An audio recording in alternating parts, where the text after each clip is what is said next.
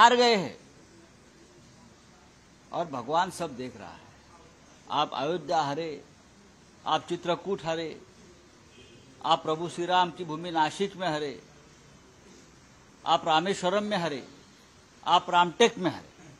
जहां जहां प्रभु श्री राम का वास्तव्य रहा वो सभी पवित्र भूमि पर अहंकार का पराभव हुआ है।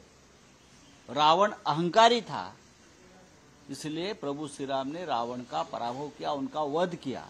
आज वही अहंकार राम के नाम पर चल रहा था, जनता ने अहंकार को रोक दिया है, पूरी तरह से पराजित नहीं हुआ है। वो काम आरएसएस को करना पड़ेगा। एनसीपी अजीत पवार की जो पार्टी उसने अच्छा नहीं किया, छगन भुजबल कह रहे हैं सिर्फ हमें 4 सीटें दी गई, उसमें से हम एक जीत के आए, बाकी बीजेपी के ऊपर सवाल उठाए, बाकी चीजें। देखिए उनकी पार्टी है, गुलाम ज्यादा आवाज नहीं उठा सकते। गुलाम जो होता है किसी पार्टी का आश्रित होता है। जब ब्रिटिश का ईस्ट इंडिया कंपनी की सरकार थी तो सभी राजे राजवाड़े उनके गुलाम थे, जिसे आप मराठी में मांडलिक बोलते हैं। सभी उनके चाकरी में थे, उनके सेवा में थे। जो तनख्वाह उनसे मिलती थी उस पर खुश थे। इंदिरा गांधी ने तनख्वाहें बंद कर दी। अब ईस्ट इंडिया कंपनी गुजरात तो है, अब उसके जो आश्रित राजा है सब, चाहे एकनाथ शिंदे हो, चाहे अजित पवार हो, चाहे और कोई हो, वो अभी कहाँ से आवाज उठाएंगे? वो तो आश्रित है। ये तो ईडी सीबीआई की फाइलें आपकी खुल जाएगी, आप चुप बैठिए। बीएचपी ने भी अब आरएसएस की तरह नाराजगी दिखाई है इन पर। ये कहते हुए कि 10 करोड़ रुपए वक्फ बोर्ड को देने का जो फैसला लिया है सरकार ने, अगर वो पीछे नहीं लेती है तो हम तीव्र आंदोलन करेंगे। कर लीजिए, आपको किसने रोका है? आपको किसने रोका है? ये आपकी सरकार है, अपनी सरकार लाई है। तो गवर्नमेंट ने रीअपॉइंट किया है अजीत डोवाल को और पीके मिश्रा को, जो प्रिंसिपल सेक्रेटरी हैं, इन दोनों को वापस से रीअपॉइंट किया। ये प्रधानमंत्री का अधिकार होता है, ये कोई राजनीतिक उसका ऊपर में टिप्पणी नहीं करूंगा। ये प्रधानमंत्री का अधिकार होता है और प्रधानमंत्री अपॉइंटमेंट करते हैं।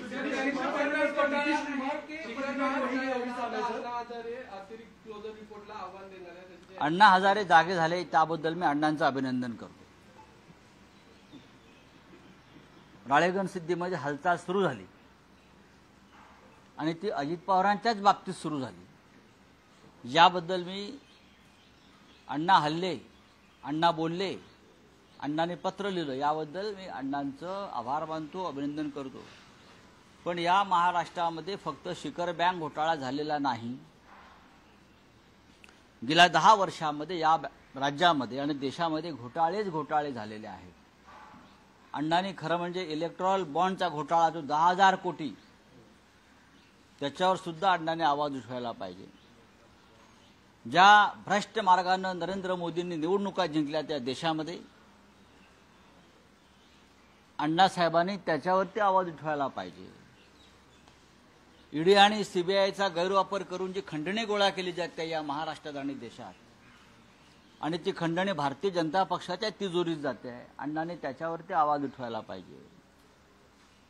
आयएनएस विक्रांत घोटाळा, विक्रांत युद्ध नौका वाचवण्याच्या नावाखाली कोट्यवधी रुपये या मुलुंडच्या नागड्या पोपटलांनी गोळा केले आणि त्याच्यामध्ये सुद्धा क्लोजर रिपोर्ट दिला जातोय किंवा ती तपास थांबवला जातोय चोरांना वाचवण्यासाठी।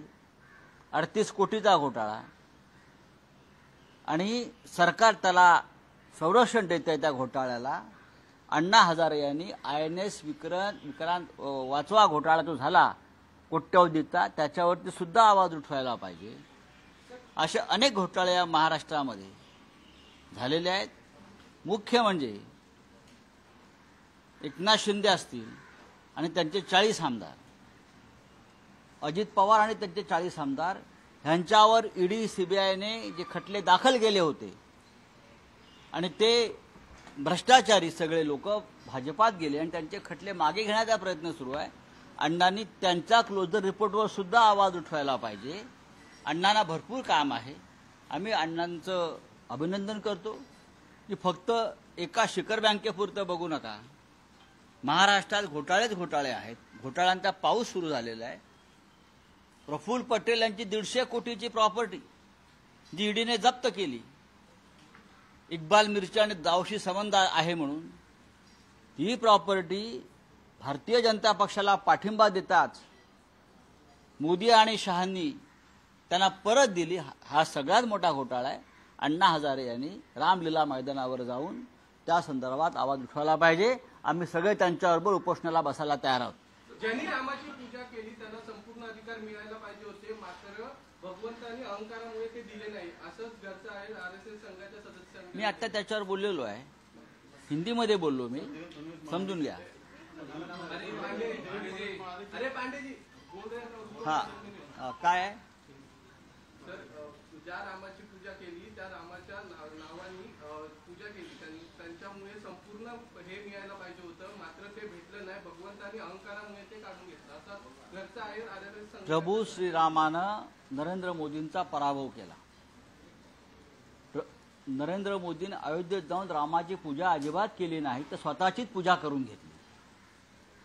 आपण जर अयोध्येतला श्रीराम प्राण प्रतिष्ठा सोहळा पाहिला असेल तर सर्व कॅमेरे हे रामाच्या मूर्तीपेक्षा हे नरेंद्र मोदींवरच होते. त्यांनी रामाची पूजा केली नाही, त्यांनी त्यांच्या चमच्यांकडून आणि भक्तांकडून स्वतःची पूजा करून घेतली. त्याच्यामुळे प्रभू श्रीरामानं अहंकाराचा पराभव केला. रामायणामध्ये रावण हा अहंकारी होता, म्हणून रामाकडून त्याचा पराभव आणि वध झाला. लोकशाहीमध्ये मतपेटीतून हा पराभव घडवून आणला, तरी हा पराभव अर्धवट आहे. पूर्ण पराभवासाठी राष्ट्रीय स्वयंसेवक संघाला हा अहंकार खतम करण्यासाठी त्यांनाही पुढे यावं लागेल. आतापर्यंत जे केलंय ते विरोधी पक्षाने आणि जनतेने केलंय. तुम्ही काय केलं? संघाकडून विरोध घरचा आहे दिला जातोय भाजपला, कुठेतरी संघ दुखावला आहे का? ते काय त्यांचं काय दुखावलं वगैरे त्यात मला पडायचं नाहीये. संघाला या देशाच्या लोकशाहीची, सभ्यतेची, राजकीय सभ्यतेची, संस्काराची चिंता असेल तर आरएसएसनं पडद्यामागे राहून अशा प्रकारे प्रवचनं न जोडता या देशाच्या जनतेला दिशा द्यावी. आणि मला पूर्ण खात्री आहे आरएसएसने ठरवलं तर मोदींचं अहंकारी सरकार सत्तेत 15 मिनिटे राहू शकणार नाही. याचा अर्थ असा आहे की नरेंद्र मोदींचं सरकार त्यांना पाडायचं आहे आणि अहंकाराचा पराभव करायचा आहे. भारतीय जनता पक्षाचं सध्याचं सरकार जे आहे मोदीचं अहंकारी सरकार, याला सुरुंग लावण्याचं काम जर त्यांची मातृसंस्था करत असेल तर ते राष्ट्रीय कर्तव्य पार पाडतायत असं मी मानतो. देवेंद्र फडणवीस म्हणाले की जे निरेटिव्ह घालून जे लोक जिंकलेले आहेत ते निरेटिव्ह जास्त दिवस चालत नाही. कोणता नेरेटिव्ह? जे लोक जिंकलेले आहेत आम्ही कोणताही नेरेटिव्ह सेट केला नाही. नरेंद्र मोदींचा आणि फडणवीसांचा खोटारडेपणा आम्ही लोकांसमोर आणला आणि लोकांनी तो मान्य केला. 400 पार केल्यावर, जागा जिंकल्यावर आम्ही संविधान बदलूया आम्ही म्हणालो नाही. हे तुमचेच भाजपचे लोक म्हणत होते आणि त्या सगळ्यांचा पराभव झालाय. ज्योती मिर्झा सांगत होती, स्मृती इराणी सांगत होती, अयोध्येचा खासदार लल्लन सिंग तेच सांगत होता आणि त्या सगळ्यांचा पराभव जनतेने केलेला आहे. आपलं सरकार भ्रष्ट आहे हे सांगायला नॅरेटिव्ह कशाला पाहिजे? देशभरातले सगळे भ्रष्टाचारी आपण आपल्या तंबूत घेतलेले आहेत, महाराष्ट्रात घेतलेले आहेत. अजित पवार भ्रष्ट आहेत की नाही? एकनाथ शिंदे बरोबरचे 40 लोक भ्रष्ट आहेत की नाही? अशोक चव्हाण आदर्श भ्रष्ट आहेत की नाही? हे फडणवीसांनी जाहीर करावं ना. तुम्ही फडणवीस हे या राज्यातल्या राजकारणातले खलनायक आहेत, विलन आहेत. मी वारंवार सांगतो, या राज्याच्या संस्कृतीची वाट, सभ्यतेची वाट ही देवेंद्र फडणवीस यांनी लावलेली आहे आणि त्याच्यामुळे आमचं त्यांच्याविषयीचं जे भांडण आहे ते कायम राहील. हिंदी में जानना चाहूंगा आपने देवेंद्र फडणवीस ने कहा मैं पहले भी कहा है, नई बात नहीं है. महाराष्ट्र की राजनीति में एक सभ्यता हमेशा रही है, पॉलिटिकल कल्चर रहा हमारा, सभ्यता रही.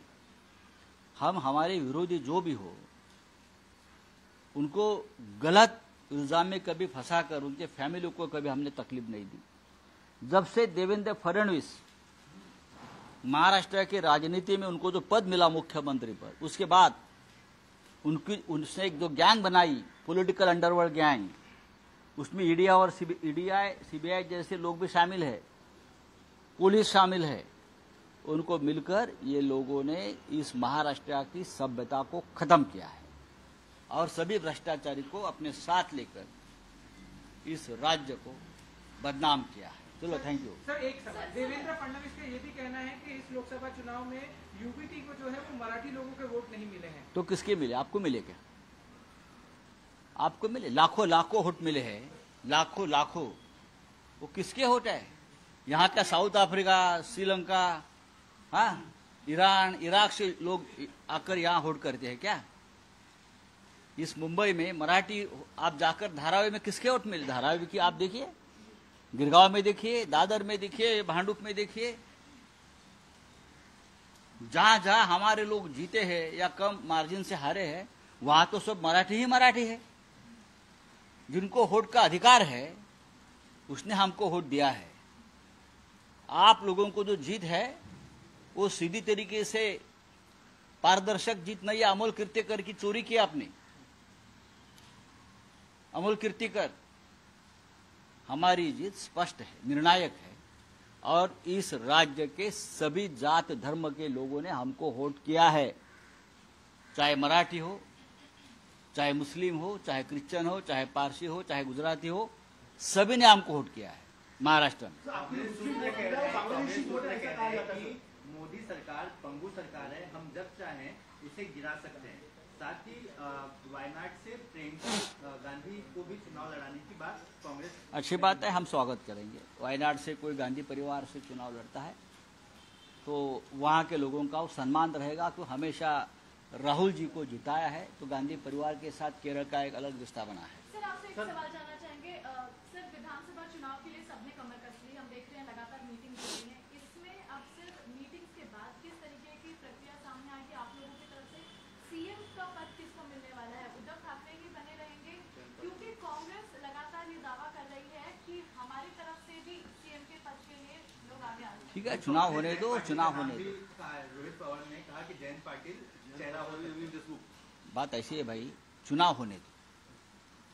चुनाव की घोषणा नहीं हुई, हम चुनाव जीतेंगे और बाद में निर्णय लेंगे। वो जी ने भी यही बात कही कि लोक सेवक को अहंकार नहीं होना चाहिए,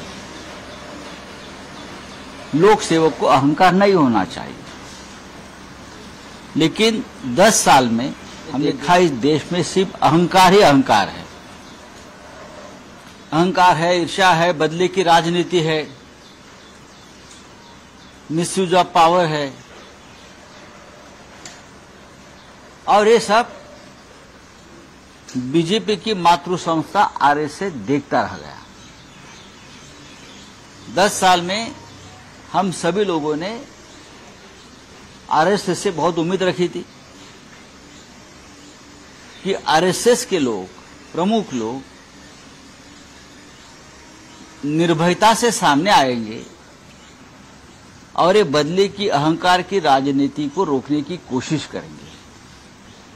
यह इस देश की जनता की उम्मीद थी, हमारे जैसे जो विपक्ष के लोग हैं उनकी भी उम्मीद थी, लेकिन ये नहीं हुआ।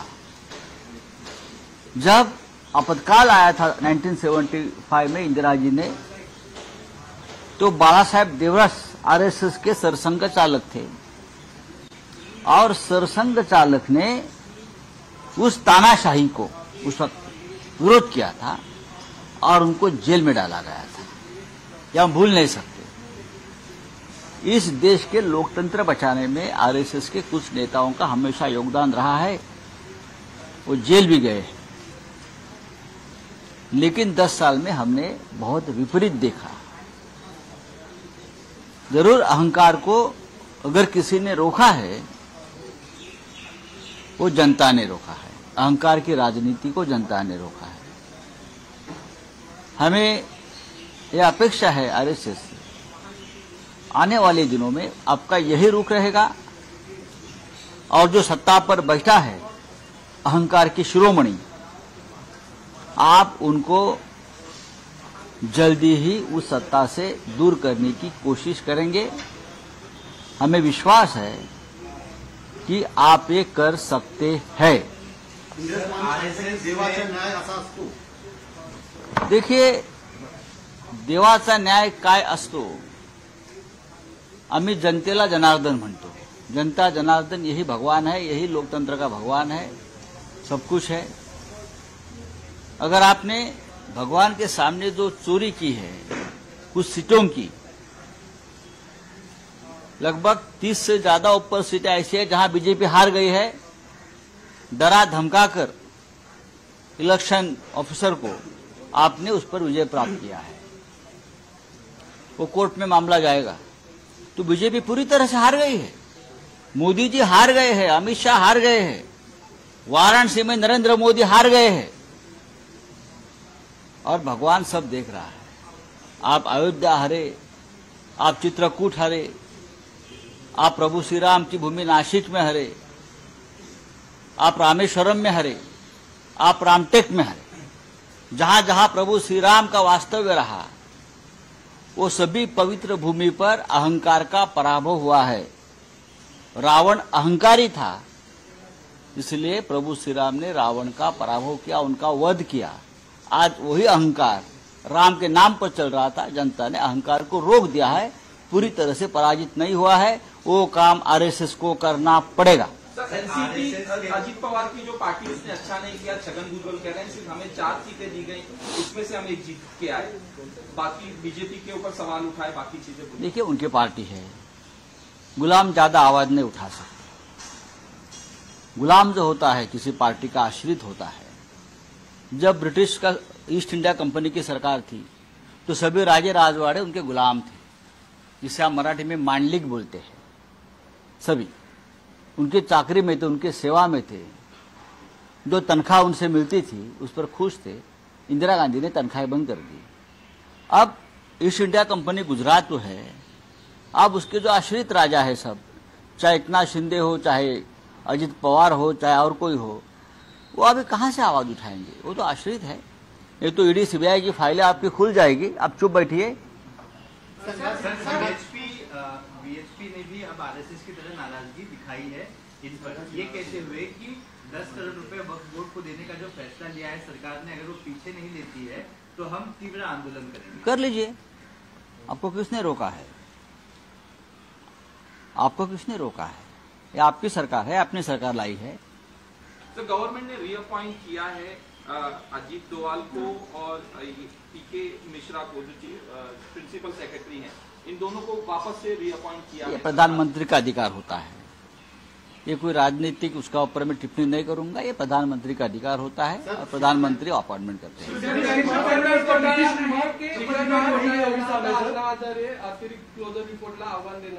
अण्णा हजारे जागे झाले त्याबद्दल मी अण्णांचं अभिनंदन करतो. राळेगण सिद्धीमध्ये हालचाल सुरू झाली आणि ती अजित पवारांच्याच बाबतीत सुरू झाली. याबद्दल मी अण्णा हल्ले, अण्णा बोलले, अण्णाने पत्र लिहिलं, याबद्दल मी अण्णांचं आभार मानतो, अभिनंदन करतो. पण या महाराष्ट्रामध्ये फक्त शिखर बँक घोटाळा झालेला नाही. गेल्या 10 वर्षांमध्ये या राज्यामध्ये आणि देशामध्ये घोटाळे झालेले आहेत. अण्णांनी खरं म्हणजे इलेक्ट्रॉल बॉन्डचा घोटाळा जो 10,000 कोटी, त्याच्यावर सुद्धा अण्णांनी आवाज उठवायला पाहिजे. ज्या भ्रष्ट मार्गाने नरेंद्र मोदींनी निवडणुका जिंकल्या त्या देशामध्ये अण्णासाहेबांनी त्याच्यावरती आवाज उठवायला पाहिजे. ईडी आणि सीबीआयचा गैरवापर करून जी खंडणी गोळा केली जाते या महाराष्ट्रात आणि देशात, आणि ती खंडणी भारतीय जनता पक्षाच्या तिजोरीत जाते आहे, अण्णांनी त्याच्यावरती आवाज उठवायला पाहिजे. आयएनएस विक्रांत घोटाळा, विक्रांत युद्धनौका वाचवण्याच्या नावाखाली कोट्यवधी रुपये या मुलुंडच्या नागड्या पोपटलांनी गोळा केले आणि त्याच्यामध्ये सुद्धा क्लोजर रिपोर्ट दिला जातोय किंवा ती तपास थांबवला जातोय चोरांना वाचवण्यासाठी. 38 कोटीचा घोटाळा आणि सरकार त्याला संरक्षण देत आहे त्या घोटाळ्याला. अण्णा हजारे यांनी आयएनएस विक्रांत वाचवा घोटाळा जो झाला कोट्यवधीचा, त्याच्यावरती सुद्धा आवाज उठवायला पाहिजे. असे अनेक घोटाळे या महाराष्ट्रामध्ये झालेले आहेत. मुख्य म्हणजे एकनाथ शिंदे असतील आणि त्यांचे 40 आमदार, अजित पवार आणि त्यांचे 40 आमदार ह्यांच्यावर ईडी सीबीआयने जे खटले दाखल केले होते आणि ते भ्रष्टाचारी सगळे लोक भाजपात गेले आणि त्यांचे खटले मागे घेण्याचा प्रयत्न सुरू आहे. अण्णांनी त्यांच्या क्लोजर रिपोर्टवर सुद्धा आवाज उठवायला पाहिजे. अण्णांना भरपूर काम आहे. आम्ही अण्णांचं अभिनंदन करतो की फक्त एका शिखर बँकेपुरतं बघू नका. महाराष्ट्रात घोटाळे आहेत. घोटाळ्यांचा पाऊस सुरू झालेला आहे. प्रफुल्ल पटेल यांची 150 कोटीची प्रॉपर्टी जी ईडीने जप्त केली, इक्बाल मिर्ची आणि दाऊशी संबंध आहे म्हणून, ही प्रॉपर्टी भारतीय जनता पक्षाला पाठिंबा देताच मोदी आणि शहांनी त्यांना परत दिली. हा सगळ्यात मोठा घोटाळा आहे. अण्णा हजारे यांनी रामलीला मैदानावर जाऊन त्या संदर्भात आवाज उठवायला पाहिजे. आम्ही सगळे त्यांच्याबरोबर उपोषणाला बसायला तयार आहोत. ज्यांनी रामाची पूजा केली त्यांना संपूर्ण अधिकार मिळायला पाहिजे होते, मात्र भगवंतानी अहंकारामुळे ते दिले नाही, असंच घरचं आहे आरएसएस संघाच्या सदस्यांनी. मी आता त्याच्यावर बोललेलो आहे. हिंदीमध्ये बोललो मी, समजून घ्या. अरे पांडेजी बोल रहे हैं. हा काय आहे? सर, ज्या रामाची पूजा केली त्या रामाच्या नावाने पूजा केली त्यांच्यामुळे संपूर्ण हे मिळायला पाहिजे होतं, मात्र ते भेटलं नाही. भगवंतानी अहंकारामुळे ते काढून घेतलं, असं घरचं आहे आरएसएस संघ. प्रभू श्रीरामानं नरेंद्र मोदींचा पराभव केला. नरेंद्र मोदींनी अयोध्येत जाऊन रामाची पूजा अजिबात केली नाही, तर स्वतःचीच पूजा करून घेतली. आपण जर अयोध्येतला श्रीराम प्राण प्रतिष्ठा सोहळा पाहिला असेल तर सर्व कॅमेरे हे रामाच्या मूर्तीपेक्षा हे नरेंद्र मोदींवरच होते. त्यांनी रामाची पूजा केली नाही. त्यांनी त्यांच्या चमच्यांकडून आणि भक्तांकडून स्वतःची पूजा करून घेतली. त्याच्यामुळे प्रभू श्रीरामानं अहंकाराचा पराभव केला. रामायणामध्ये रावण हा अहंकारी होता, म्हणून रामाकडून त्याचा पराभव आणि वध झाला. लोकशाहीमध्ये मतपेटीतून हा पराभव घडवून आणला. तरी हा पराभव अर्धवट आहे. पूर्ण पराभवासाठी राष्ट्रीय स्वयंसेवक संघाला हा अहंकार खतम करण्यासाठी त्यांनाही पुढे यावं लागेल. आतापर्यंत जे केलंय ते विरोधी पक्षाने आणि जनतेने केलंय. तुम्ही काय केलं? संघाकडून विरोध घरचा आहे दिला जातोय भाजपला. कुठेतरी संघ दुखावला आहे का? ते काय त्यांचं काय दुखावलं वगैरे त्यात मला पडायचं नाहीये. संघाला या देशाच्या लोकशाहीची, सभ्यतेची, राजकीय सभ्यतेची, संस्काराची चिंता असेल तर आरएसएसनं पडद्यामागे राहून अशा प्रकारे प्रवचनं न जोडता या देशाच्या जनतेला दिशा द्यावी. आणि मला पूर्ण खात्री आहे आरएसएसने ठरवलं तर मोदींचं अहंकारी सरकार सत्तेत 15 मिनिटे राहू शकणार नाही. याचा अर्थ असा आहे की नरेंद्र मोदींचं सरकार त्यांना पाडायचं आहे आणि अहंकाराचा पराभव करायचा आहे. भारतीय जनता पक्षाचं सध्याचं सरकार जे आहे मोदीचं अहंकारी सरकार, त्याला सुरुंग लावण्याचं काम जर त्यांची मातृसंस्था करत असेल तर ते राष्ट्रीय कर्तव्य पार पाडतायत असं मी मानतो. देवेंद्र फडणवीस म्हणाले की जे निरेटिव्ह घालून जे लोक जिंकलेले आहेत ते निरेटिव्ह जास्त दिवस चालत नाही. कोणता नेरेटिव्ह? जे लोक जिंकलेले आहेत आम्ही कोणताही नेरेटिव्ह सेट केला नाही. नरेंद्र मोदींचा आणि फडणवीस यांचा खोटारडेपणा आम्ही लोकांसमोर आणला आणि लोकांनी तो मान्य केला. 400 पार केल्यावर, जागा जिंकल्यावर आम्ही संविधान बदलू आम्ही म्हणालो नाही. हे तुमचेच भाजपचे लोक म्हणत होते आणि त्या सगळ्यांचा पराभव झालाय. ज्योती मिर्झा सांगत होती, स्मृती इराणी सांगत होती, अयोध्येचा खासदार लल्लन सिंग तेच सांगत होता आणि त्या सगळ्यांचा पराभव जनतेने केलेला आहे.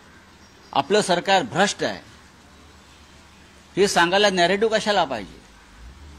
देशभरातले सगळे भ्रष्टाचारी आपण आपल्या तंबूत घेतलेले आहेत, महाराष्ट्रात घेतलेले आहेत. अजित पवार भ्रष्ट आहेत की नाही? एकनाथ शिंदे बरोबरचे 40 लोक भ्रष्ट आहेत की नाही? अशोक चव्हाण आदर्श भ्रष्ट आहेत की नाही? हे फडणवीसांनी जाहीर करावं ना. तुम्ही फडणवीस हे या राज्यातल्या राजकारणातले खलनायक आहेत, विलन आहेत. मी वारंवार सांगतो, या राज्याच्या संस्कृतीची वाट, सभ्यतेची वाट ही देवेंद्र फडणवीस यांनी लावलेली आहे आणि त्याच्यामुळे आमचं त्यांच्याविषयीचं जे भांडण आहे ते कायम राहील. हिंदी में सर, जानना देवेंद्र चाहूंगा आपने फडणवीस का देवेंद्र ये भी कहना है कि मराठी मैं पहले भी कहा है, नई बात नहीं है. महाराष्ट्र की राजनीति में एक सभ्यता हमेशा रही है, पॉलिटिकल कल्चर रहा हमारा, सभ्यता रही. हम हमारे विरोधी जो भी हो उनको गलत इल्जाम में कभी फंसाकर उनके फैमिली को कभी हमने तकलीफ नहीं दी. जब से देवेंद्र फडणवीस महाराष्ट्र की राजनीति में उनको जो पद मिला मुख्यमंत्री पर, उसके बाद उनसे एक जो गैंग बनाई, पॉलिटिकल अंडरवर्ल्ड गैंग, उसमें ईडी और सीबीआई जैसे लोग भी शामिल है, पुलिस शामिल है. उनको मिलकर ये लोगों ने इस महाराष्ट्र की सभ्यता को खत्म किया है और सभी भ्रष्टाचारी को अपने साथ लेकर इस राज्य को बदनाम किया है. चलो, थैंक यू. सर, एक सवाल, देवेंद्र फडणवीस का ये भी कहना है कि इस लोकसभा चुनाव में यूपीटी को जो है वो मराठी लोगों के वोट नहीं मिले हैं. तो किसके मिले? आपको मिले क्या?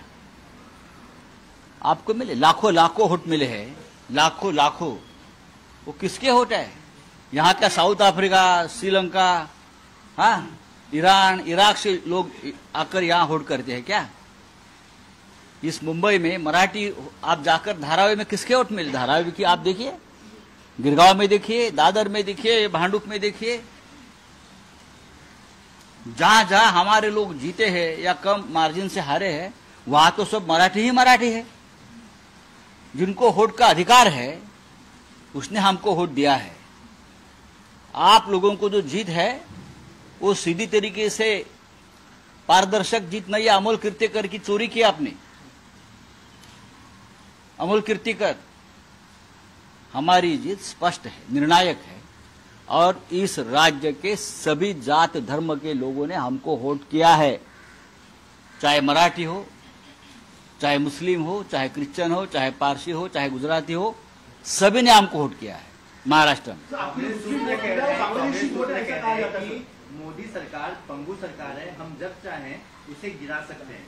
साथ ही वायनाड से प्रियंका गांधी को भी चुनाव लड़ाने की बात कांग्रेस. अच्छी बात है, हम स्वागत करेंगे. वायनाड से कोई गांधी परिवार से चुनाव लड़ता है तो वहां के लोगों का वो सम्मान रहेगा. तो हमेशा राहुल जी को जिताया है तो गांधी परिवार के साथ केरल का एक अलग रिश्ता बना है. सर, आपसे एक सवाल जानना चाहेंगे. सर, विधानसभा चुनाव के लिए सबने कमर कस ली, हम देख रहे हैं लगातार मीटिंग हो रही है. इसमें अब सिर्फ मीटिंग्स के बाद किस तरीके की प्रक्रिया सामने आएगी आप लोगों की तरफ से? सीएम का पद किसको मिलने वाला है? उद्धव ठाकरे ही बने रहेंगे? क्योंकि कांग्रेस लगातार ये दावा कर रही है कि हमारी तरफ से भी सीएम के पद के लिए लोग आगे आ रहे हैं. ठीक है, चुनाव होने दो. रोहित पवार ने कहा कि जयंत पाटिल चेहरा हो. बात ऐसी है भाई, चुनाव होने दो. वो जी ने भी यही बात कही कि लोक सेवक को अहंकार नहीं होना चाहिए. लोक सेवक को अहंकार नहीं होना चाहिए. लेकिन 10 साल में हमने देखा इस देश में सिर्फ अहंकार ही अहंकार है. अहंकार है, ईर्ष्या है, बदले की राजनीति है, मिसयूज ऑफ पावर है और ये सब बीजेपी की मातृ संस्था आरएसएस देखता रह गया. 10 साल में हम सभी लोगों ने आरएसएस से बहुत उम्मीद रखी थी कि आरएसएस के लोग, प्रमुख लोग निर्भयता से सामने आएंगे और ये बदले की अहंकार की राजनीति को रोकने की कोशिश करेंगे. ये इस देश की जनता की उम्मीद थी, हमारे जैसे जो विपक्ष के लोग हैं उनकी भी उम्मीद थी, लेकिन ये नहीं हुआ. जब आपातकाल आया था 1975 में इंदिरा जी ने, तो बाला साहेब देवरस आरएसएस के सरसंघ चालक थे और सरसंघ चालक ने उस तानाशाही को उस वक्त विरोध किया था और उनको जेल में डाला गया था. यह हम भूल नहीं सकते. इस देश के लोकतंत्र बचाने में आरएसएस के कुछ नेताओं का हमेशा योगदान रहा है. वो जेल भी गए, लेकिन 10 साल में हमने बहुत विपरीत देखा. जरूर अहंकार को अगर किसी ने रोका है वो जनता ने रोका है। अहंकार की राजनीति को जनता ने रोका है। हमें यह अपेक्षा है आरएसएस से, आने वाले दिनों में आपका यही रुख रहेगा और जो सत्ता पर बैठा है अहंकार की शिरोमणि, आप उनको जल्दी ही उस सत्ता से दूर करने की कोशिश करेंगे। हमें विश्वास है कि आप ये कर सकते हैं। देवाचा न्याय असा असतो। देखिए, देवाचा न्याय काय असतो, आम्ही जनतेला जनार्दन म्हणतो। जनता जनार्दन यही भगवान है, यही लोकतंत्र का भगवान है, सब कुछ है। अगर आपने भगवान के सामने जो चोरी की है कुछ सीटों की, लगभग 30 से ज्यादा ऊपर सीटें ऐसी है जहां बीजेपी हार गई है, डरा धमकाकर इलेक्शन ऑफिसर को आपने उस पर विजय प्राप्त किया है, वो कोर्ट में मामला जाएगा। तो बीजेपी पूरी तरह से हार गई है। मोदी जी हार गए हैं, अमित शाह हार गए हैं, वाराणसी में नरेंद्र मोदी हार गए हैं और भगवान सब देख रहा है। आप अयोध्या हारे, आप चित्रकूट हारे, आप प्रभु श्री राम की भूमि नासिक में हारे, आप रामेश्वरम में हारे, आप रामटेक में हारे। जहां जहां प्रभु श्री राम का वास्तव्य रहा वो सभी पवित्र भूमि पर अहंकार का पराभव हुआ है। रावण अहंकारी था, इसलिए प्रभु श्री राम ने रावण का पराभव किया, उनका वध किया। आज वही अहंकार राम के नाम पर चल रहा था, जनता ने अहंकार को रोक दिया है, पूरी तरह से पराजित नहीं हुआ है। वो काम आरएसएस को करना पड़ेगा।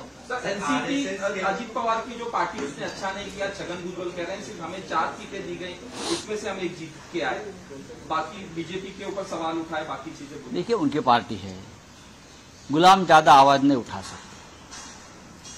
गुलाम जो होता है किसी पार्टी का आश्रित होता है। जब ब्रिटिश का ईस्ट इंडिया कंपनी की सरकार थी तो सभी राजे राजवाड़े उनके गुलाम थे, जिसे आप मराठी में मांडलिक बोलते हैं। सभी उनके चाकरी में थे, उनके सेवा में थे। जो तनख्वाह उनसे मिलती थी उस पर खुश थे। इंदिरा गांधी ने तनख्वाहें बंद कर दी। अब ईस्ट इंडिया कंपनी गुजरात तो है, अब उसके जो आश्रित राजा है सब, चाहे एकनाथ शिंदे हो, चाहे अजित पवार हो, चाहे और कोई हो, वो अभी कहां से आवाज उठाएंगे? वो तो आश्रित है। ये तो ईडी सीबीआई की फाइलें आपकी खुल जाएगी, आप चुप बैठिए। बीएचपी ने भी अब आरएसएस की तरह नाराजगी दिखाई है इन पर। ये कहते हुए कि 10 करोड़ रुपए वक्फ बोर्ड को देने का जो फैसला लिया है सरकार ने, अगर वो पीछे नहीं लेती है तो हम तीव्र आंदोलन करेंगे। कर लीजिए, आपको किसने रोका है? आपको किसने रोका है? ये आपकी सरकार है, आपने सरकार लाई है। तो गवर्नमेंट ने रीअपॉइंट किया है अजीत डोवाल को और पीके मिश्रा को, जो प्रिंसिपल सेक्रेटरी हैं, इन दोनों को वापस से रीअपॉइंट किया है। ये प्रधानमंत्री का अधिकार होता है, ये कोई राजनीतिक उसका ऊपर में टिप्पणी नहीं करूंगा। ये प्रधानमंत्री का अधिकार होता है और प्रधानमंत्री अपॉइंटमेंट करते हैं।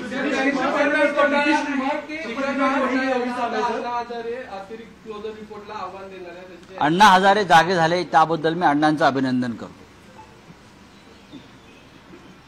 राळेगण सिद्धीमध्ये हालचाल सुरू झाली आणि ती अजित पवारांच्याच बाबतीत सुरू झाली। याबद्दल मी अण्णा हल्ले, अण्णा बोलले, अण्णाने पत्र लिहिलं, याबद्दल मी अण्णांचं आभार मानतो, अभिनंदन करतो। पण या महाराष्ट्रामध्ये फक्त शिखर बँक घोटाळा झालेला नाही, गेल्या 10 वर्षांमध्ये या राज्यामध्ये आणि देशामध्ये घोटाळे झालेले आहेत। अण्णांनी खरं म्हणजे इलेक्ट्रॉल बॉन्डचा घोटाळा जो 10,000 कोटी, त्याच्यावर सुद्धा अण्णांनी आवाज उठवायला पाहिजे। ज्या भ्रष्ट मार्गानं नरेंद्र मोदींनी निवडणुका जिंकल्या त्या देशामध्ये अण्णासाहेबांनी त्याच्यावरती आवाज उठवायला पाहिजे। ईडी आणि सीबीआयचा गैरवापर करून जी खंडणी गोळा केली जाते या महाराष्ट्रात आणि देशात, आणि ती खंडणी भारतीय जनता पक्षाच्या तिजोरीत जाते आहे, अण्णांनी त्याच्यावरती आवाज उठवायला पाहिजे। आयएनएस विक्रांत घोटाळा, विक्रांत युद्धनौका वाचवण्याच्या नावाखाली कोट्यवधी रुपये या मुलुंडच्या नागड्या पोपटलांनी गोळा केले, आणि त्याच्यामध्ये सुद्धा क्लोजर रिपोर्ट दिला जातोय किंवा ती तपास थांबवला जातोय चोरांना वाचवण्यासाठी 38 कोटीचा घोटाळा आणि सरकार त्याला संरक्षण देते त्या घोटाळ्याला. अण्णा हजारे यांनी INS विक्रांत वाचवा घोटाळा जो झाला कोट्यवधीचा त्याच्यावरती सुद्धा आवाज उठवायला पाहिजे. असे अनेक घोटाळे या महाराष्ट्रामध्ये झालेले आहेत. मुख्य म्हणजे एकनाथ शिंदे असतील आणि त्यांचे 40 आमदार, अजित पवार आणि त्यांचे 40 आमदार ह्यांच्यावर ईडी CBIने जे खटले दाखल केले होते आणि ते भ्रष्टाचारी सगळे लोक भाजपात गेले आणि त्यांचे खटले मागे घेण्याचा प्रयत्न सुरू आहे. अण्णांनी त्यांच्या क्लोजर रिपोर्टवर सुद्धा आवाज उठवायला पाहिजे. अण्णांना भरपूर काम आहे. आम्ही अण्णांचं अभिनंदन करतो की फक्त एका शिखर बँकेपुरतं बघू नका.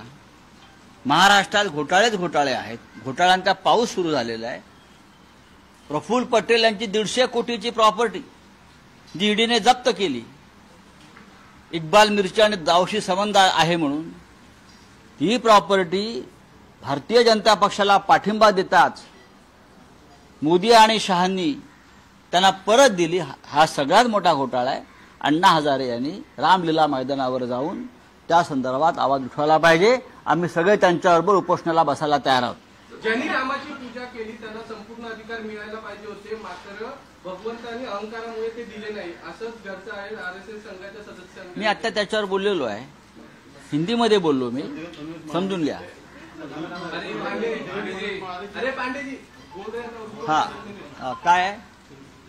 सर, ज्या रामाची पूजा केली त्या रामाच्या नावाने पूजा केली त्यांच्यामुळे संपूर्ण हे मिळायला पाहिजे होतं, मात्र ते भेटलं नाही. भगवंतांनी अहंकारामुळे ते काढून घेतलं, असा घरचा आहे RSS संघ. प्रभू श्रीरामानं नरेंद्र मोदींचा पराभव केला. नरेंद्र मोदींनी अयोध्येत जाऊन रामाची पूजा अजिबात केली नाही, तर स्वतःचीच पूजा करून घेतली. आपण जर अयोध्येतला श्रीराम प्राण प्रतिष्ठा सोहळा पाहिला असेल तर सर्व कॅमेरे हे रामाच्या मूर्तीपेक्षा हे नरेंद्र मोदींवरच होते. त्यांनी रामाची पूजा केली नाही. त्यांनी त्यांच्या चमच्यांकडून आणि भक्तांकडून स्वतःची पूजा करून घेतली. त्याच्यामुळे प्रभू श्रीरामानं अहंकाराचा पराभव केला. रामायणामध्ये रावण हा अहंकारी होता, म्हणून रामाकडून त्याचा पराभव आणि वध झाला. लोकशाहीमध्ये मतपेटीतून हा पराभव घडवून आणला. तरी हा पराभव अर्धवट आहे. पूर्ण पराभवासाठी राष्ट्रीय स्वयंसेवक संघाला हा अहंकार खतम करण्यासाठी त्यांनाही पुढे यावं लागेल. आतापर्यंत जे केलंय ते विरोधी पक्षाने आणि जनतेने केलंय. तुम्ही काय केलं? संघाकडून घरचा आहे दिला जातोय भाजपला, कुठेतरी संघ बघा, आहे का? ते काय त्यांचं काय दुखावलं वगैरे त्यात मला पडायचं नाहीये. संघाला या देशाच्या लोकशाहीची, सभ्यतेची, राजकीय सभ्यतेची, संस्काराची चिंता असेल तर RSSनं पडद्यामागे राहून अशा प्रकारे प्रवचनं न जोडता या देशाच्या जनतेला दिशा द्यावी. आणि मला पूर्ण खात्री आहे RSSने ठरवलं तर मोदींचं अहंकारी सरकार सत्तेत 15 मिनिटे राहू शकणार नाही. याचा अर्थ असा आहे की नरेंद्र मोदींचं सरकार त्यांना पाडायचं आहे आणि अहंकाराचा पराभव करायचा आहे. भारतीय जनता पक्षाचं सध्याचं सरकार जे आहे, मोदीचं अहंकारी सरकार, त्याला सुरुंग लावण्याचं काम जर त्यांची मातृसंस्था करत असेल तर ते राष्ट्रीय कर्तव्य पार पाडतायत असं मी मानतो. देवेंद्र फडणवीस म्हणाले की जे निरेटिव्ह घालून जे लोक जिंकलेले आहेत ते निरेटिव्ह जास्त दिवस चालत नाही. कोणता नेरेटिव्ह? जे लोक जिंकलेले आहेत आम्ही कोणताही नेरेटिव्ह सेट केला नाही. नरेंद्र मोदींचा आणि फडणवीस यांचा खोटारडेपणा आम्ही लोकांसमोर आणला आणि लोकांनी तो मान्य केला. 400 पार केल्यावर, जागा जिंकल्यावर आम्ही संविधान बदलू हे आम्ही म्हणालो नाही. हे तुमचेच भाजपचे लोक म्हणत होते आणि त्या सगळ्यांचा पराभव झालाय. ज्योती मिर्झा सांगत होती, स्मृती इराणी सांगत होती, अयोध्येचा खासदार लल्लन सिंग तेच सांगत होता आणि त्या सगळ्यांचा पराभव जनतेने केलेला आहे. आपलं सरकार भ्रष्ट आहे हे सांगायला नॅरेटिव्ह कशाला पाहिजे? देशभरातले सगळे भ्रष्टाचारी आपण आपल्या तंबूत घेतलेले आहेत, महाराष्ट्रात घेतलेले आहेत. अजित पवार भ्रष्ट आहेत की नाही? एकनाथ शिंदे बरोबरचे 40 लोक भ्रष्ट आहेत की नाही? अशोक चव्हाण आदर्श भ्रष्ट आहेत की नाही? हे फडणवीसांनी जाहीर करावं ना. तुम्ही फडणवीस हे या राज्यातल्या राजकारणातले खलनायक आहेत, विलन आहेत. मी वारंवार सांगतो, या राज्याच्या संस्कृतीची वाट, सभ्यतेची वाट ही देवेंद्र फडणवीस यांनी लावलेली आहे आणि त्याच्यामुळे आमचं त्यांच्याविषयीचं जे भांडण आहे ते कायम राहील. हिंदी में जानना चाहूंगा आपने देवेंद्र फडणवीस को विलन कहा। मैं पहले भी कहा है, नई बात नहीं है. महाराष्ट्र की राजनीति में एक सभ्यता हमेशा रही है, पॉलिटिकल कल्चर रहा हमारा, सभ्यता रही. हम हमारे विरोधी जो भी हो उनको गलत इल्जाम में कभी फंसाकर उनके फैमिली को कभी हमने तकलीफ नहीं दी. जब से देवेंद्र फडणवीस महाराष्ट्र की राजनीति में उनको जो पद मिला मुख्यमंत्री पद, उसके बाद उसने एक जो गैंग बनाई, पॉलिटिकल अंडरवर्ल्ड गैंग, उसमें ईडी और सीबीआई जैसे लोग भी शामिल है, पुलिस शामिल है. उनको मिलकर ये लोगों ने इस महाराष्ट्र की सभ्यता को खत्म किया है और सभी भ्रष्टाचारी को अपने साथ लेकर इस राज्य को बदनाम किया है. चलो, थैंक यू. सर, एक सवाल. देवेंद्र फडणवीस का ये भी कहना है कि इस लोकसभा चुनाव में यूपीटी को जो है वो मराठी लोगों के वोट नहीं मिले हैं. तो किसके मिले? आपको मिले क्या? आपको मिले? लाखों वोट मिले हैं, लाखों. वो किसके वोट है? यहाँ का South Africa, Sri Lanka, Iran, Iraq से लोग आकर यहाँ वोट करते हैं क्या? इस मुंबई में मराठी, आप जाकर धारावी में किसके वोट मिले? धारावी की आप देखिए, गिरगांव में देखिए, दादर में देखिए, भांडुप में देखिए, जहां हमारे लोग जीते हैं या कम मार्जिन से हारे हैं, वहां तो सब मराठी ही मराठी है. जिनको वोट का अधिकार है उसने हमको वोट दिया है. आप लोगों को जो जीत है वो सीधी तरीके से पारदर्शक जीत नहीं है. अमोल कीर्तिकर की चोरी की आपने. अमोल कीर्तिकर, हमारी जीत स्पष्ट है, निर्णायक है और इस राज्य के सभी जात धर्म के लोगों ने हमको वोट किया है. चाहे मराठी हो, चाहे मुस्लिम हो, चाहे क्रिश्चियन हो, चाहे पारसी हो, चाहे गुजराती हो, सभी ने हमको वोट किया है महाराष्ट्र में. मोदी सरकार पंगु सरकार है, हम जब चाहें इसे गिरा सकते हैं.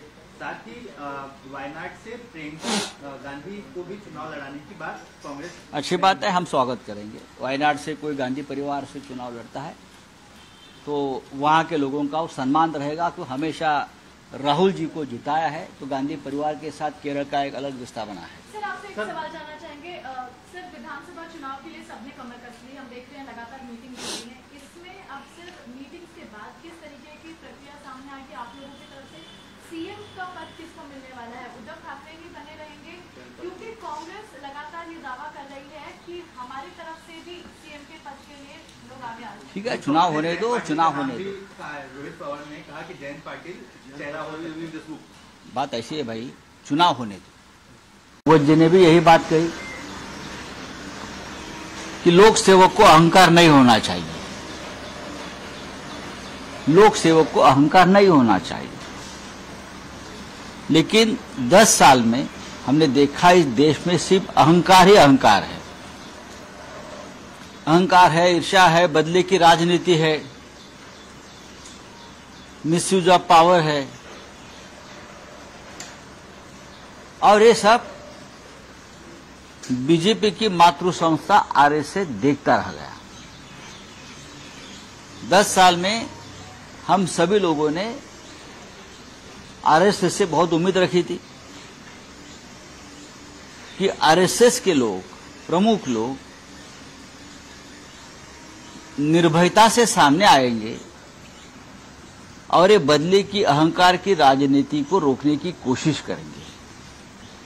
ये इस देश की जनता की उम्मीद थी, हमारे जैसे जो विपक्ष के लोग हैं उनकी भी उम्मीद थी, लेकिन ये नहीं हुआ. जब आपातकाल आया था 1975 में इंदिरा जी ने, तो बाला साहेब देवरस आरएसएस के सरसंघ चालक थे. और सरसंघ चालक ने उस तानाशाही को उस वक्त विरोध किया था और उनको जेल में डाला गया था। यह हम भूल नहीं सकते। इस देश के लोकतंत्र बचाने में आरएसएस के कुछ नेताओं का हमेशा योगदान रहा है। वो जेल भी गए, लेकिन 10 साल में हमने बहुत विपरीत देखा। जरूर अहंकार को अगर किसी ने रोका है, वो जनता ने रोका है। अहंकार की राजनीति को जनता ने रोका है। हमें यह अपेक्षा है आरएसएस से, आने वाले दिनों में आपका यही रुख रहेगा और जो सत्ता पर बैठा है अहंकार की शिरोमणि, आप उनको जल्दी ही उस सत्ता से दूर करने की कोशिश करेंगे। हमें विश्वास है कि आप ये कर सकते हैं। देवाचा न्याय असा असतो। देखिए, देवाचा न्याय काय असतो? आम्ही जनतेला जनार्दन म्हणतो। जनता जनार्दन यही भगवान है, यही लोकतंत्र का भगवान है, सब कुछ है। अगर आपने भगवान के सामने जो चोरी की है कुछ सीटों की, लगभग 30 से ज्यादा ऊपर सीटें ऐसी है जहां बीजेपी हार गई है। डरा धमकाकर इलेक्शन ऑफिसर को आपने उस पर विजय प्राप्त किया है। वो कोर्ट में मामला जाएगा। तो बीजेपी पूरी तरह से हार गई है।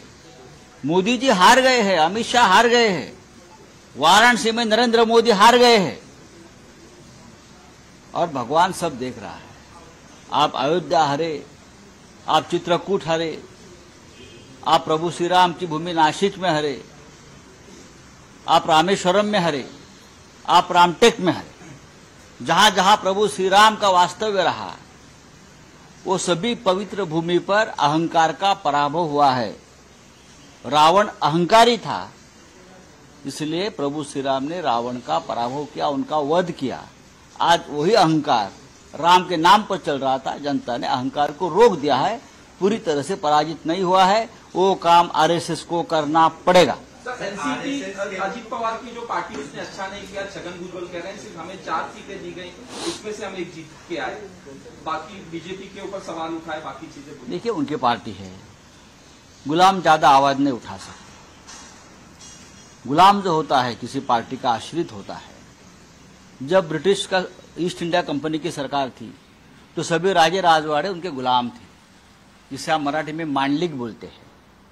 सभी उनके चाकरी में थे, उनके सेवा में थे। जो तनख्वाह उनसे मिलती थी उस पर खुश थे। इंदिरा गांधी ने तनख्वाहें बंद कर दी। अब ईस्ट इंडिया कंपनी गुजरात तो है, अब उसके जो आश्रित राजा है सब, चाहे एकनाथ शिंदे हो, चाहे अजित पवार हो, चाहे और कोई हो, वो अभी कहां से आवाज उठाएंगे? वो तो आश्रित है। ये तो ईडी सीबीआई की फाइलें आपकी खुल जाएगी, आप चुप बैठिए। बीएचपी ने भी अब आरएसएस की तरह नाराजगी दिखाई है इन पर। ये कहते हुए कि 10 करोड़ रुपए वक्फ बोर्ड को देने का जो फैसला लिया है सरकार ने, अगर वो पीछे नहीं लेती है तो हम तीव्र आंदोलन करेंगे। कर लीजिए, आपको किसने रोका है? आपको किसने रोका है? ये आपकी सरकार है, आपने सरकार लाई है। तो गवर्नमेंट ने रीअपॉइंट किया है अजीत डोवाल को और पीके मिश्रा को, जो प्रिंसिपल सेक्रेटरी हैं, इन दोनों को वापस से रीअपॉइंट किया। ये प्रधानमंत्री का अधिकार होता है। ये कोई राजनीतिक उसका ऊपर में टिप्पणी नहीं करूंगा। ये प्रधानमंत्री का अधिकार होता है और प्रधानमंत्री अपॉइंटमेंट करते हैं।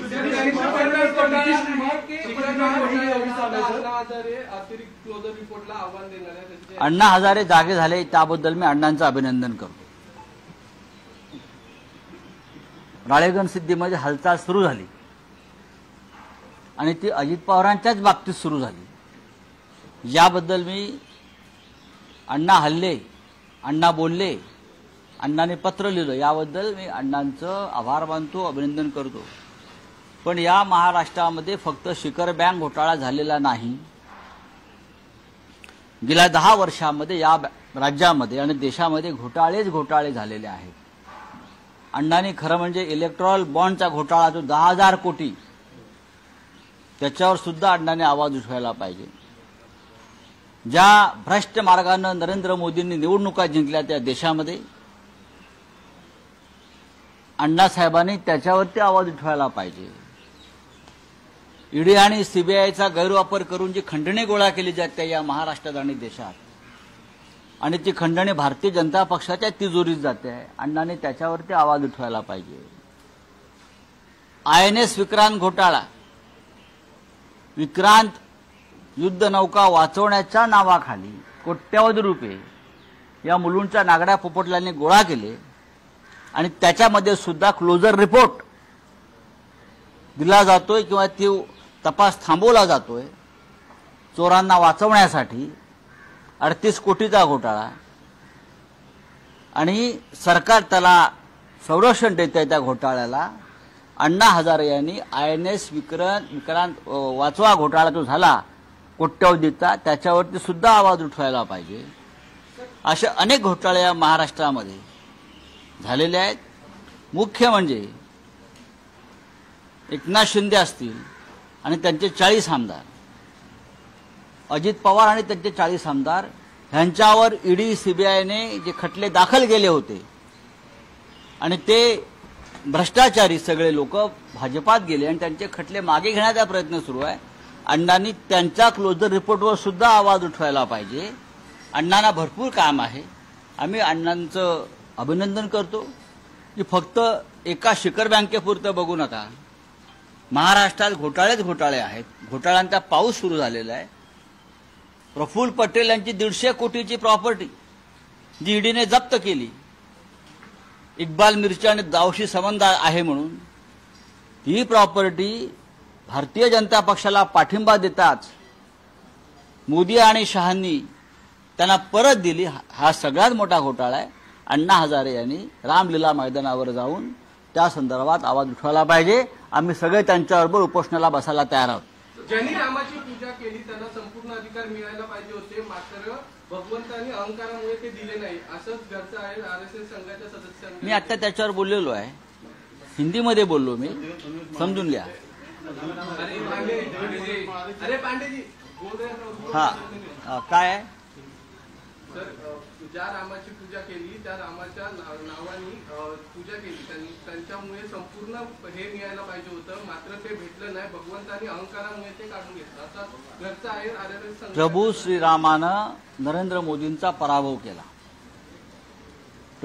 नरेंद्र मोदींनी अयोध्येत जाऊन रामाची पूजा अजिबात केली नाही, तर स्वतःचीच पूजा करून घेतली. आपण जर अयोध्येतला श्रीराम प्राणप्रतिष्ठा सोहळा पाहिला असेल तर सर्व कॅमेरे हे रामाच्या मूर्तीपेक्षा हे नरेंद्र मोदींवरच होते. त्यांनी रामाची पूजा केली नाही.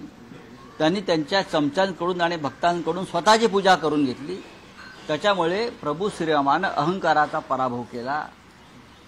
रामायणामध्ये रावण हा अहंकारी होता, म्हणून रामाकडून त्याचा पराभव आणि वध झाला.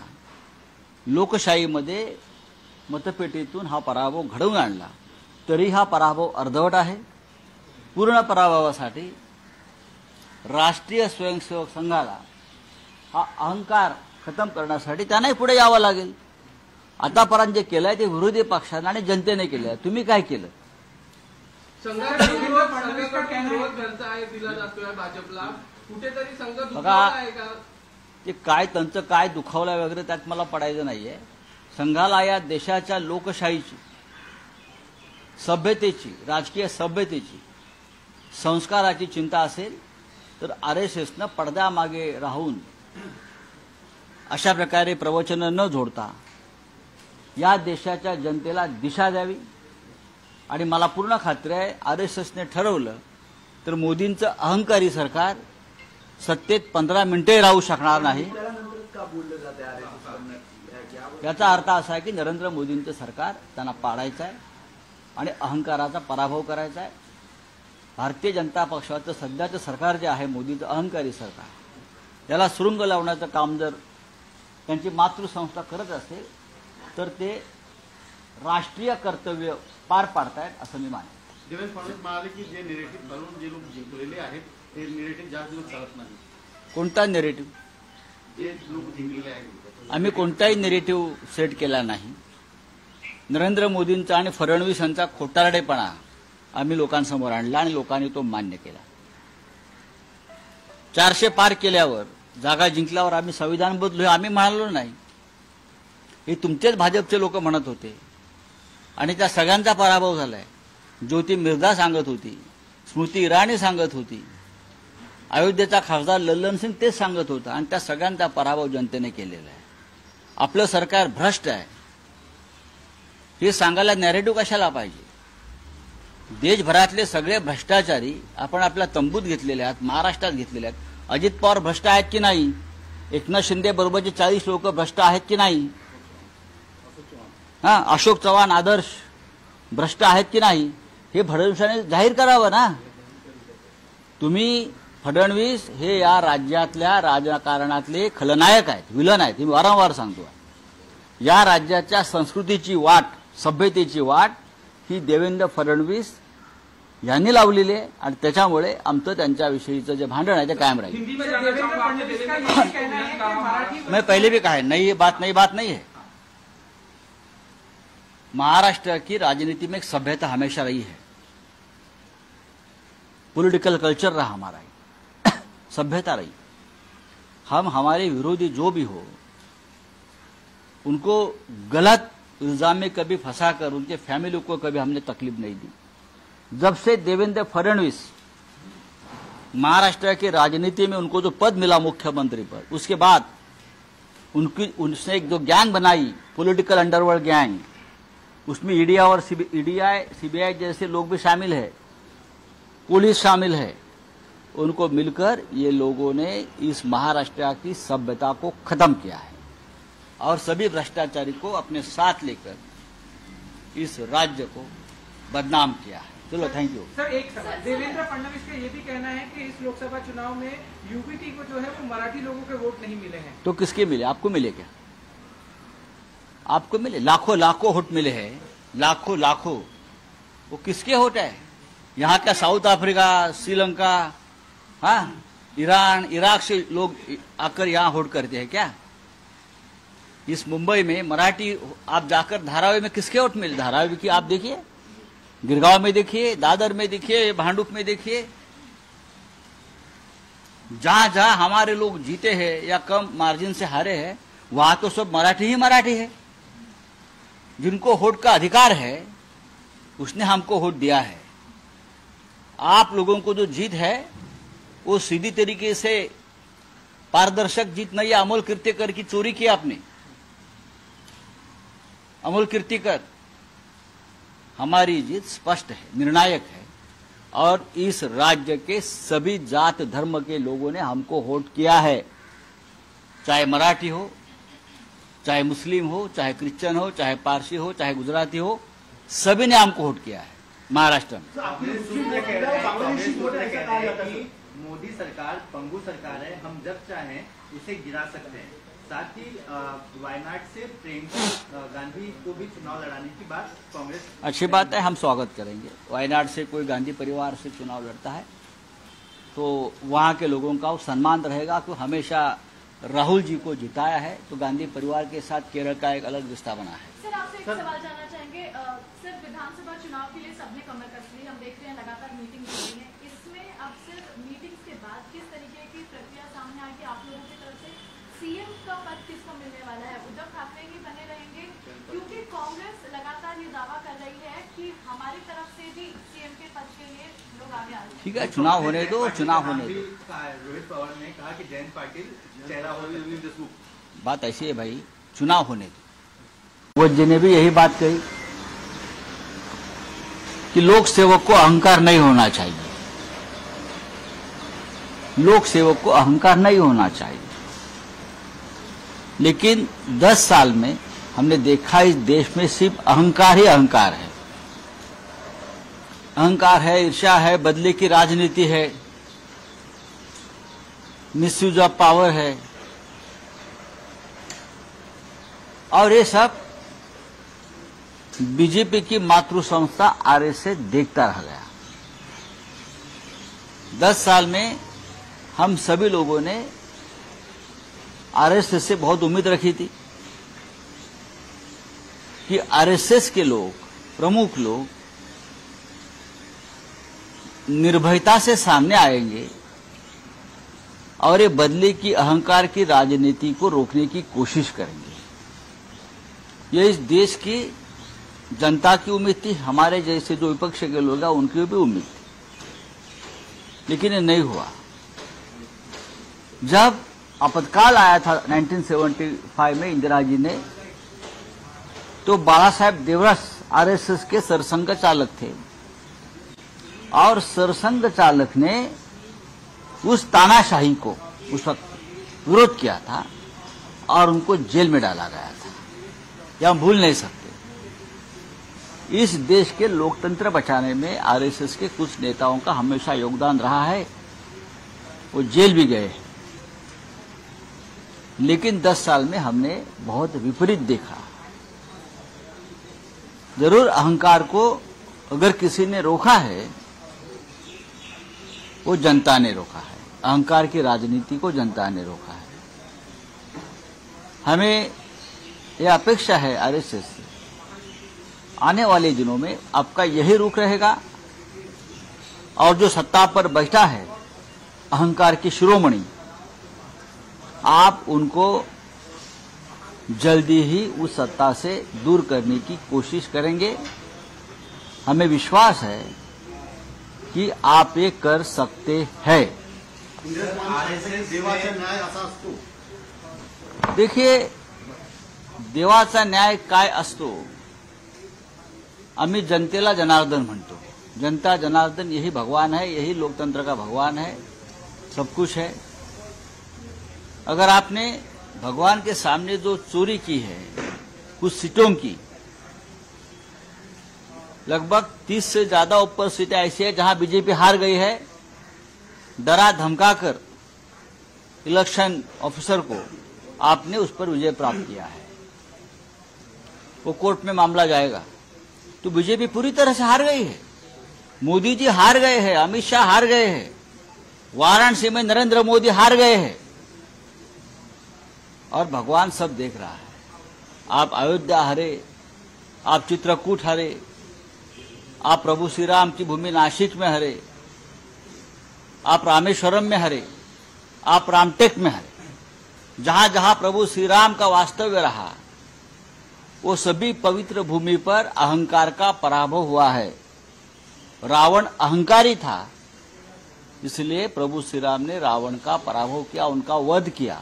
आज वही अहंकार राम के नाम पर चल रहा था, जनता ने अहंकार को रोक दिया है, पूरी तरह से पराजित नहीं हुआ है। वो काम आरएसएस को करना पड़ेगा। एनसीपी अजीत पवार की जो पार्टी उसने अच्छा नहीं किया, छगन भुजबल कह रहे हैं सिर्फ हमें 4 सीटें दी गई, उसमें से हम एक जीत के आए, बाकी बीजेपी के ऊपर सवाल उठाए, बाकी चीजें। देखिए, उनकी पार्टी है, गुलाम ज्यादा आवाज नहीं उठा सकते।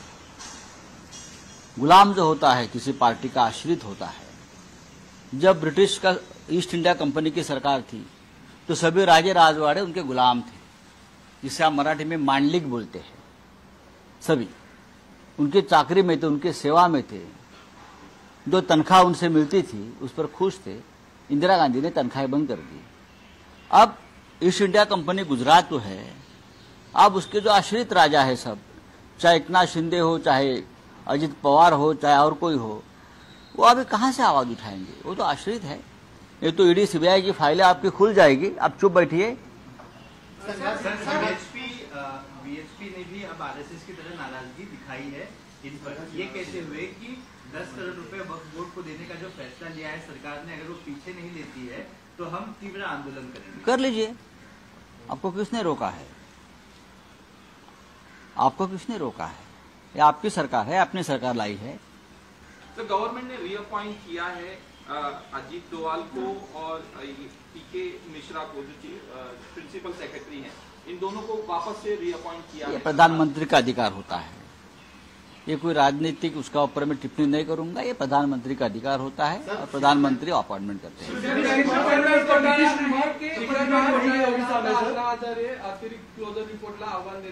अण्णा हजारे जागे झाले त्याबद्दल मी अण्णांचं अभिनंदन करतो। राळेगण सिद्धीमध्ये हालचाल सुरू झाली आणि ती अजित पवारांच्याच बाबतीत सुरू झाली। याबद्दल मी अण्णा हल्ले, अण्णा बोलले, अण्णाने पत्र लिहिलं, याबद्दल मी अण्णांचं आभार मानतो, अभिनंदन करतो. पण या महाराष्ट्रामध्ये फक्त शिखर बँक घोटाळा झालेला नाही. गेल्या 10 वर्षामध्ये या राज्यामध्ये आणि देशामध्ये घोटाळे झालेले आहेत. अण्णांनी खरं म्हणजे इलेक्ट्रॉल बॉन्डचा घोटाळा जो 10,000 कोटी, त्याच्यावर सुद्धा अण्णांनी आवाज उठवायला पाहिजे. ज्या भ्रष्ट मार्गानं नरेंद्र मोदींनी निवडणुका जिंकल्या त्या देशामध्ये अण्णासाहेबांनी त्याच्यावरती आवाज उठवायला पाहिजे. ईडी आणि सीबीआयचा गैरवापर करून जी खंडणी गोळा केली जाते या महाराष्ट्रात आणि देशात, आणि ती खंडणी भारतीय जनता पक्षाच्या तिजोरीत जाते, अण्णांनी त्याच्यावरती आवाज उठवायला पाहिजे. INS विक्रांत घोटाळा, विक्रांत युद्धनौका वाचवण्याच्या नावाखाली कोट्यवधी रुपये या मुलुंडच्या नागड्या पोपटल्यांनी गोळा केले आणि त्याच्यामध्ये सुद्धा क्लोजर रिपोर्ट दिला जातोय किंवा ती तपास थांबवला जातोय चोरांना वाचवण्यासाठी. 38 कोटीचा घोटाळा आणि सरकार त्याला संरक्षण देत आहे त्या घोटाळ्याला. अण्णा हजारे यांनी INS विक्रांत वाचवा घोटाळा जो झाला कोट्यवधीचा, त्याच्यावरती सुद्धा आवाज उठवायला पाहिजे. असे अनेक घोटाळे या महाराष्ट्रामध्ये झालेले आहेत. मुख्य म्हणजे एकनाथ शिंदे असतील आणि त्यांचे 40 आमदार, अजित पवार आणि त्यांचे 40 आमदार, ह्यांच्यावर ईडी सीबीआयने जे खटले दाखल केले होते आणि ते भ्रष्टाचारी सगळे लोक भाजपात गेले आणि त्यांचे खटले मागे घेण्याचा प्रयत्न सुरू आहे. अण्णांनी त्यांच्या क्लोजर रिपोर्टवर सुद्धा आवाज उठवायला पाहिजे. अण्णांना भरपूर काम आहे.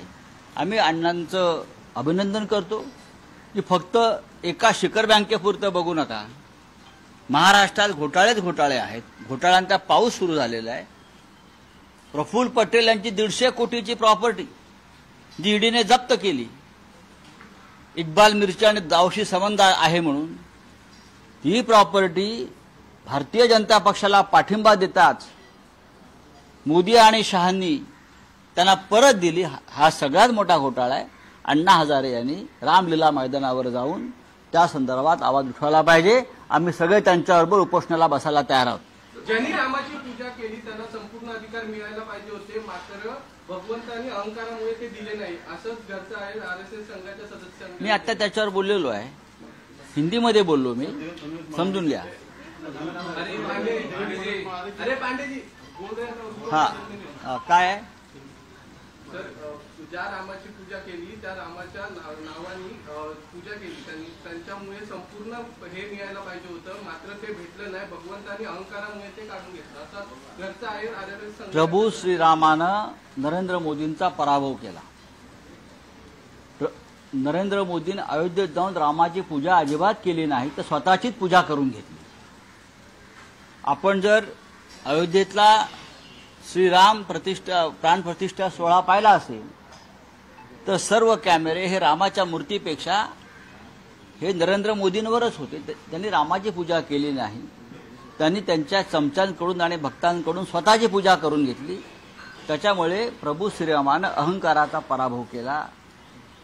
रामायणामध्ये रावण हा अहंकारी होता, म्हणून रामाकडून त्याचा पराभव आणि वध झाला. लोकशाहीमध्ये मतपेटीतून हा पराभव घडवून आणला.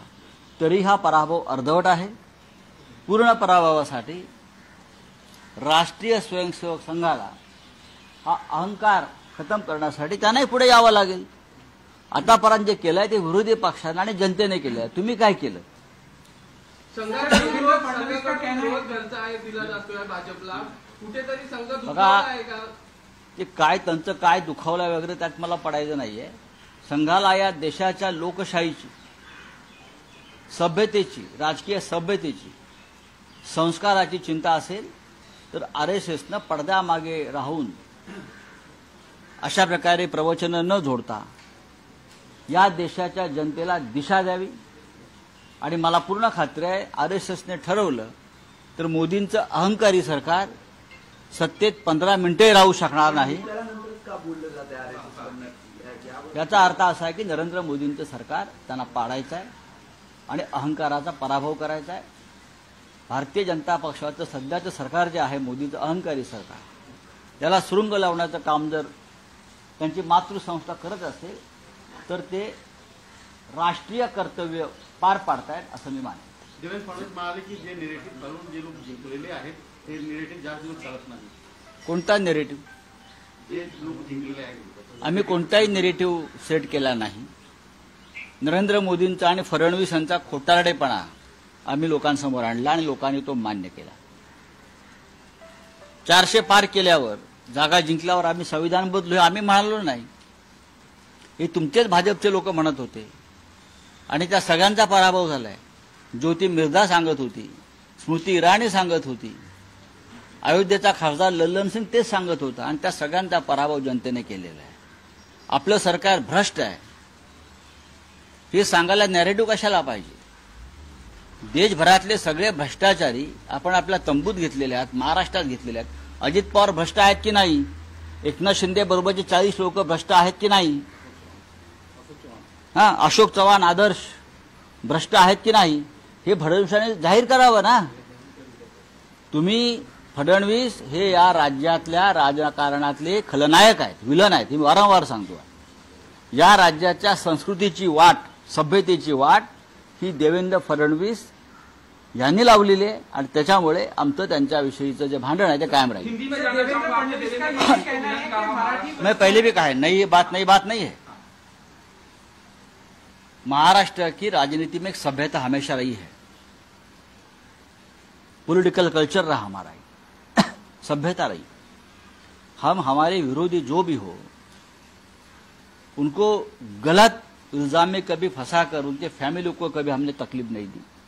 जब से देवेंद्र फडणवीस महाराष्ट्र की राजनीति में उनको जो पद मिला मुख्यमंत्री पद, उसके बाद उनसे एक जो गैंग बनाई, पॉलिटिकल अंडरवर्ल्ड गैंग, उसमें ईडी और सीबीआई जैसे लोग भी शामिल है, पुलिस शामिल है. उनको मिलकर ये लोगों ने इस महाराष्ट्र की सभ्यता को खत्म किया है और सभी भ्रष्टाचारी को अपने साथ लेकर इस राज्य को बदनाम किया है. चलो, थैंक यू. सर, एक सवाल. देवेंद्र फडणवीस का ये भी कहना है कि इस लोकसभा चुनाव में यूपीटी को जो है वो मराठी लोगों के वोट नहीं मिले हैं. तो किसके मिले? आपको मिले क्या? आपको मिले? लाखों वोट मिले हैं, लाखों. वो किसके वोट है? यहाँ का South Africa, Sri Lanka, Iran, Iraq से लोग आकर यहाँ वोट करते हैं क्या? इस मुंबई में मराठी, आप जाकर धारावी में किसके वोट मिले? धारावी की आप देखिए, गिरगांव में देखिए, दादर में देखिए, भांडुप में देखिए. जहां जहां हमारे लोग जीते हैं या कम मार्जिन से हारे हैं वहां तो सब मराठी ही मराठी है. जिनको वोट का अधिकार है उसने हमको वोट दिया है. आप लोगों को जो जीत है वो सीधी तरीके से पारदर्शक जीत नहीं है. अमोल कीर्तिकर की चोरी की आपने. अमोल कीर्तिकर, हमारी जीत स्पष्ट है, निर्णायक है और इस राज्य के सभी जात धर्म के लोगों ने हमको वोट किया है. चाहे मराठी हो, चाहे मुस्लिम हो, चाहे क्रिश्चियन हो, चाहे पारसी हो, चाहे गुजराती हो, सभी ने हमको वोट किया है महाराष्ट्र में. मोदी सरकार पंगु सरकार है, हम जब चाहें इसे गिरा सकते हैं. साथ ही वायनाड से प्रियंका गांधी को भी चुनाव लड़ाने की बात कांग्रेस. अच्छी बात है, हम स्वागत करेंगे. वायनाड से कोई गांधी परिवार से चुनाव लड़ता है तो वहां के लोगों का सम्मान रहेगा. तो हमेशा राहुल जी को जिताया है तो गांधी परिवार के साथ केरल का एक अलग रिश्ता बना है. सर, आपसे एक सवाल जानना चाहेंगे. सर, विधानसभा चुनाव के लिए सबने कमर कस ली. हम देख रहे हैं लगातार मीटिंग हो रही है. इसमें अब सिर्फ मीटिंग्स के बाद किस तरीके की प्रक्रिया सामने आएगी आप लोगों की तरफ से? सीएम का पद किसको मिलने वाला है? उद्धव ठाकरे ही बने रहेंगे? क्योंकि कांग्रेस लगातार ये दावा कर रही है कि हमारी तरफ से भी सीएम के पद के लिए लोग आगे आ रहे हैं. ठीक है, चुनाव होने दो, चुनाव होने दो. रोहित पवार ने कहा कि जयंत पाटिल चेहरा होगा. बात ऐसी है भाई, चुनाव होने दो. वो जी ने भी यही बात कही कि लोक सेवक को अहंकार नहीं होना चाहिए. लोक सेवक को अहंकार नहीं होना चाहिए. लेकिन 10 साल में हमने देखा इस देश में सिर्फ अहंकार ही अहंकार है. अहंकार है, ईर्ष्या है, बदले की राजनीति है, मिसयूज ऑफ पावर है, और ये सब बीजेपी की मातृ संस्था आरएसएस देखता रह गया। 10 साल में हम सभी लोगों ने आरएसएस से बहुत उम्मीद रखी थी कि आरएसएस के लोग, प्रमुख लोग निर्भयता से सामने आएंगे और ये बदले की अहंकार की राजनीति को रोकने की कोशिश करेंगे। ये इस देश की जनता की उम्मीद थी, हमारे जैसे जो विपक्ष के लोग हैं उनकी भी उम्मीद थी, लेकिन ये नहीं हुआ। जब आपातकाल आया था 1975 में इंदिरा जी ने, तो बाला साहेब देवरस आरएसएस के सरसंघ चालक थे और सरसंघ चालक ने उस तानाशाही को उस वक्त विरोध किया था और उनको जेल में डाला गया था। यह हम भूल नहीं सकते। इस देश के लोकतंत्र बचाने में आरएसएस के कुछ नेताओं का हमेशा योगदान रहा है, वो जेल भी गए हैं। लेकिन 10 साल में हमने बहुत विपरीत देखा। जरूर अहंकार को अगर किसी ने रोका है, वो जनता ने रोका है। अहंकार की राजनीति को जनता ने रोका है। हमें यह अपेक्षा है आरएसएस से, आने वाले दिनों में आपका यही रुख रहेगा और जो सत्ता पर बैठा है अहंकार की शिरोमणि, आप उनको जल्दी ही उस सत्ता से दूर करने की कोशिश करेंगे। हमें विश्वास है कि आप ये कर सकते हैं। देवाचा न्याय असा असतो। देखिए, देवाचा न्याय काय असतो, आम्ही जनतेला जनार्दन म्हणतो। जनता जनार्दन यही भगवान है, यही लोकतंत्र का भगवान है, सब कुछ है। अगर आपने भगवान के सामने जो चोरी की है कुछ सीटों की, लगभग 30 से ज्यादा ऊपर सीटें ऐसी है जहां बीजेपी हार गई है, डरा धमकाकर इलेक्शन ऑफिसर को आपने उस पर विजय प्राप्त किया है, वो कोर्ट में मामला जाएगा। तो बीजेपी पूरी तरह से हार गई है। मोदी जी हार गए हैं, अमित शाह हार गए हैं, वाराणसी में नरेंद्र मोदी हार गए हैं, और भगवान सब देख रहा है। आप अयोध्या हारे, आप चित्रकूट हारे, आप प्रभु श्री राम की भूमि नासिक में हारे, आप रामेश्वरम में हारे, आप रामटेक में हारे। जहां जहां प्रभु श्री राम का वास्तव्य रहा, वो सभी पवित्र भूमि पर अहंकार का पराभव हुआ है। रावण अहंकारी था, इसलिए प्रभु श्री राम ने रावण का पराभव किया, उनका वध किया। आज वही अहंकार राम के नाम पर चल रहा था, जनता ने अहंकार को रोक दिया है, पूरी तरह से पराजित नहीं हुआ है। वो काम आरएसएस को करना पड़ेगा। एनसीपी अजीत पवार की जो पार्टी, उसने अच्छा नहीं किया। छगन भुजबल कह रहे हैं सिर्फ हमें 4 सीटें दी गई, उसमें से हम एक जीत के आए, बाकी बीजेपी के ऊपर सवाल उठाए, बाकी चीजें। देखिए, उनकी पार्टी है, गुलाम ज्यादा आवाज नहीं उठा सकते। गुलाम जो होता है किसी पार्टी का आश्रित होता है। जब ब्रिटिश का ईस्ट इंडिया कंपनी की सरकार थी तो सभी राजे राजवाड़े उनके गुलाम थे, जिसे आप मराठी में मांडलिक बोलते हैं। सभी उनके चाकरी में थे, उनके सेवा में थे। जो तनख्वाह उनसे मिलती थी उस पर खुश थे। इंदिरा गांधी ने तनख्वाहें बंद कर दी। अब ईस्ट इंडिया कंपनी गुजरात तो है, अब उसके जो आश्रित राजा है सब, चाहे एकनाथ शिंदे हो, चाहे अजित पवार हो, चाहे और कोई हो, वो अभी कहां से आवाज उठाएंगे? वो तो आश्रित है। ये तो ईडी सीबीआई की फाइलें आपकी खुल जाएगी, आप चुप बैठिए। बीएचपी ने भी अब आरएसएस की तरह नाराजगी दिखाई है इन पर। ये कहते हुए कि 10 करोड़ रुपए वक्फ बोर्ड को देने का जो फैसला लिया है सरकार ने, अगर वो पीछे नहीं लेती है तो हम तीव्र आंदोलन करेंगे। कर लीजिए, आपको किसने रोका है? आपको किसने रोका है? ये आपकी सरकार है, आपने सरकार लाई है। तो गवर्नमेंट ने रीअपॉइंट किया है अजीत डोवाल को और पीके मिश्रा को, जो प्रिंसिपल सेक्रेटरी हैं, इन दोनों को वापस से रीअपॉइंट किया। ये प्रधानमंत्री का अधिकार होता है। ये कोई राजनीतिक उसका ऊपर मैं टिप्पणी नहीं करूंगा, ये प्रधानमंत्री का अधिकार होता है और प्रधानमंत्री अपॉइंटमेंट करते हैं। अतिरिक्त क्लोजर रिपोर्टला आव्हान देणार आहे त्याचे अण्णा हजारे जागे झाले त्याबद्दल मी अण्णांचं अभिनंदन करतो. राळेगण सिद्धीमध्ये हालचाल सुरू झाली आणि ती अजित पवारांच्याच बाबतीत सुरू झाली. याबद्दल मी अण्णा हल्ले, अण्णा बोलले, अण्णाने पत्र लिहिलं, याबद्दल मी अण्णांचं आभार मानतो, अभिनंदन करतो. पण या महाराष्ट्रामध्ये फक्त शिखर बँक घोटाळा झालेला नाही, गेल्या 10 वर्षांमध्ये या राज्यामध्ये आणि देशामध्ये घोटाळे झालेले आहेत. अण्णांनी खरं म्हणजे इलेक्ट्रॉल बॉन्डचा घोटाळा जो 10,000 कोटी, त्याच्यावर सुद्धा अण्णांनी आवाज उठवायला पाहिजे. ज्या भ्रष्ट मार्गानं नरेंद्र मोदींनी निवडणुका जिंकल्या त्या देशामध्ये